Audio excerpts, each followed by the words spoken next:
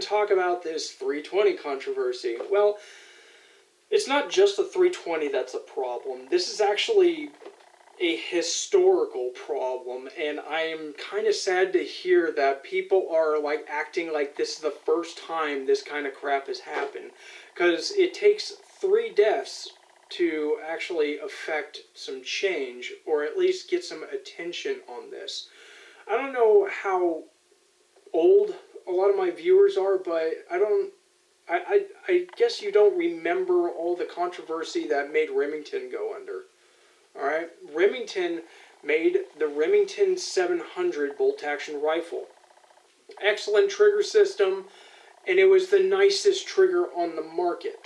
It was so nice, in fact, that it would often go off when the safety was turned on. Okay, if you loaded a round. So SWAT teams took video of this. They lost a number of lawsuits, and they were in and out of court forever. And they kept on getting sued over and over and over, and it just took them down and put them under. Okay? So this is not a new thing. So also, if you remember, what was it? I believe it was in the 2010s, mid-2010s, when Glock aftermarket parts and trigger systems were being made a lot for competition. People were wanting to upgrade, what really, in my opinion, was never really bad, even with especially with the Gen 4s. There's nothing really bad about this trigger. It's like the standard by which all striker fire triggers are based, right? Well, not anymore. It's like once the PPQ came out, that became the standard out of the box trigger to compare everything to. And then they just wanted more and more. Well, anyways, with the Glock triggers, when they were making aftermarket parts, they got them so light to where if they got shaken, these things would go off. If they were dropped, they would go off. So they would actually get a striker assembly that was pretty much preloaded. And that's not how the Glock was designed. And there's nothing wrong with the stock Glock at all. You just shoot it. Just shoot it. It's fine. Well, if we fast forward, and we have the PPQ and everything. Well, in 2016, 2017, the firearms rack, I believe he did a test on the drop safety of the 320 when it came out, or after it came out. It had already been out. It started getting some attention, but not really all that much. But then it got tested for a basic police department drop test where you hit the back of it with a mallet and it kind of simulates the vibration and the trauma that it would undertake if it were to fall from a certain height, right? Well, it failed that test, and then this big controversy came up of that pistol, the Honor Defense. Back when Honor Defense was a thing, I actually liked their pistols. I liked the Honor Guard. That was actually a pretty good design, I think. But anyways, you had other pistols that had that same problem. They were fully loaded striker assemblies, and they all were offering voluntary upgrades for drop safety. And so some of the companies that weren't really all that public about it, but did offer voluntary upgrades kind of surreptitiously, were Walther with their PPQ and Canic with their pistols, because they copy after the Walther technology, right? Which is a preloaded striker system, one of the best on the market for the feels out of the box. I didn't really like that because it was so darn light that I would crank off shots before I was actually right on. I like to be able to touch and press.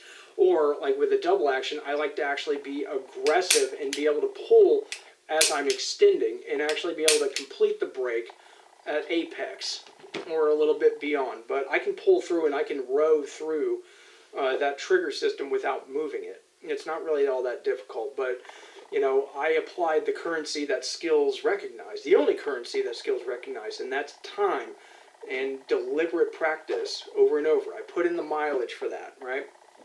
So, same thing with my 1911. So, I practiced taking this safety off every time. My thumb was bound to this safety. It lived for this safety and that trigger pull. I got used to this trigger pull being light and knowing that if I touch it and I do get it to the wall, it's a very good possibility that that thing's going to crank. That's just the reality of it. I put in the time and I put in the mileage, okay? So that's the problem that we've been having, is we were asking for this. I want a lighter trigger out of the box. Smith & Wesson accommodated that and gave a pretty light trigger out of the box with the 2.0. I was not really comfortable with it. I don't like the flat trigger that they put on the M&P Shield Plus. I don't like that flat trigger system. Not that there's anything necessarily wrong with it, but I had some problems getting that thing off, getting that dingus actually to move so I could actually pull the trigger properly.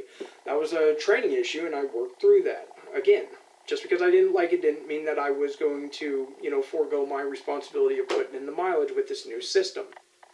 So, I don't like the idea that people think that they can substitute skill with technology. The military's been doing that since World War II. We like to we like to use our technology and overemphasize our technology onto our enemies and think that that's really going to give us the winning edge.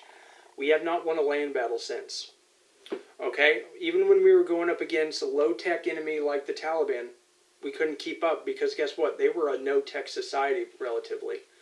I mean, I remember going in the compounds and finding my Afghan wireless, cell phone plans and stuff, and it's just, like, these guys are Stone Age, and that's why they're winning.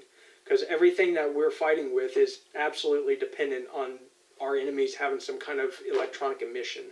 Signals intelligence was capturing them having conversations over the radio. They didn't know that, and so sometimes we'd get lucky and we would be able to intercept them.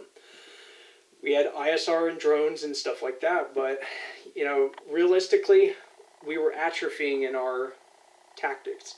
Like, a lot of the stuff that I learned in boot camp, iron sights, manual land navigation, hand signals, an old school way of doing things, that stuff isn't being taught anymore.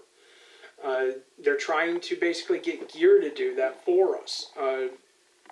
But I'm glad that I got out before that, because it's extremely frustrating to think that people are going to put an utter reliance on technology to where nobody even knows how to shoot with iron sights anymore. That's like a dying art or something. No, it's not an art. It's a basic reference point for your ability to hit. So my M16 has the removable carry handle, and I want an M16A2. I want that carry handle made into it. I want to go back to my boot camp that I had in 2007 when I actually used an M16A2 that was probably older than I was. And that thing shot straight because I did my job. Alright? So, anyways, with all that said, I think we need to have a priority shift in this country, because we're seeing that it's not just the 320 that's gone to hell. It's the Barrett that the military's got now, where that thing is going off when the action is just being tapped and touched after a misfire, which is another word for a failure to fire. So they get a click, try to put it on safe, they can't, touch the action and try to eject it, boom, it sends. Or as it sounds in the video, because they have like suppressors on them. So, I mean, this is what you get when you pray for lighter triggers and lighter. Well, it's on the shooter to be able to use it. Well, actually, there's only so much that you can do on lightening up triggers before you are at a limit, and you actually start creeping into the danger zone, so to speak. I would say that the culpability is kind of half on the manufacturer and half on us, because people have been asking for lighter and lighter triggers, and half of the time when people are asking for that, they're just parroting whatever an influencer on YouTube was saying. Well, I think this trigger is crap. The Glock trigger is crap out of the box. What? I would like to give that person a Beretta, and I'd like to give them a 1911 and put them under a timer and see how they perform with their best pistol as well, because it's not about the arrow, it's about the Indian, right? So your performance is based on your understanding of firearms in general and your ability to actually manipulate that trigger properly. No matter what the platform is, you need to understand the characteristics of it. Dry fire it a few times, get the lay of the land, and then try it out. See how it is. It's not trash. Your skills are trash. But It seems like we've got a problem in our society of just taking influencers' word for it and then parroting whatever we're hearing. Like, have you ever noticed that there was nothing wrong with the finger grooves on a Glock in the Gen 2s? People were wanting them. People were wanting finger grooves on the 1911, which is why they had put sleeves on them and stuff. For finger grooves. Alright? And then when they put them on the Generation 3s, perfect gun. Generation 4 comes out, even better. Well, all of a sudden, an influencer says, well, I hate finger grooves. Well, this guy looks like he's a good shooter, so I hate finger grooves too. And now nothing has finger grooves anymore. It's okay. Most people only shoot like 50 rounds a year anyways, so, you know, they don't really put in that time and effort, and there's not really any critical thinking. They're just reflexively doing things and, you know, joining whatever cult, like Sig, just so they can get their little Legion challenge coin. But, you know, whatever. Just know that, you know, if you have been sitting there and worshiping at the altar of Sig and light triggers and good triggers, then you're part of the problem. I'm sorry to say it, but that's my point of view on this. I'm just looking at it from a different angle. I mean, we're getting exactly what we asked for, and we have been, because the Remington 700 killed people too. Got what you asked for. Alright? So, with all that said, I appreciate you guys watching. Let me know what you think in the comments below, and you guys have a good one.